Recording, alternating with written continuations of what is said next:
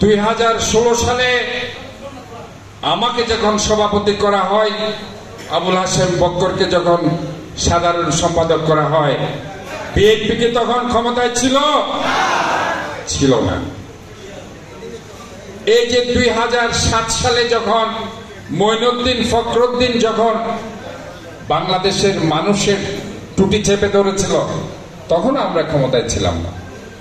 কাজে এই যে দীর্ঘ সময় 2007 সাল থেকে আজকে 2024 সাল, 18টি বছর আমরা কি আপনাদের ফেলে চলে গিয়েছিলাম? আমরা কি আপনাদের ফেলে বিদেশে চলে গিয়েছিলাম?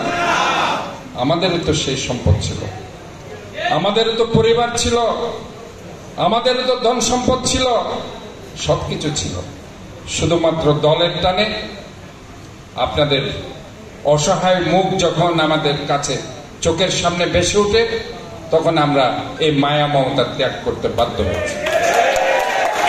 এখনো বলতে চাই, দল কোন পোস্ট দিক না দিক, দলকে আমরা ভালোবাসি। আমরা দলের জন্য রাজনীতি করি, কোন ব্যক্তির জন্য আমরা রাজনীতি করি না। কারণ শহীদ জিয়া বলেছেন, ব্যক্তির চেয়ে দল বড়, দলের চেয়ে দেশ বড়। এই দেশের জন্য আমরা রাজনীতি করছি। তাই বলতে চাই, আপনারা নিরাশ হবেন না। সত্যি একদিন উদ্ভাসিত হবে। সত্যকে কখনো মিথ্যা দিয়ে ঢেকে রাখা যাবে না। হয়তোবা সাময়িক কিছু কথাবার্তা এদিক ওদিক হচ্ছে, কিন্তু সত্যিকার অর্থে এই কর্মী ভাইরা, নেতারা যারা এখানে বসে আছে, যারা জেলে গিয়েছে কিংবা যারা জেলে যায়নি,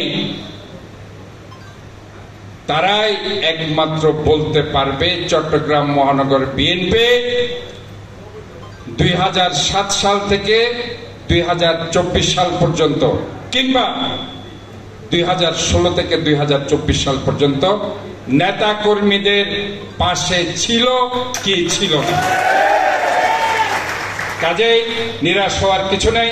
ইনশাআল্লাহ আল্লাহ উপরে আছেন, আমরা এখানে আছি, আমরা আছি, ইনশাআল্লাহ থাকবো।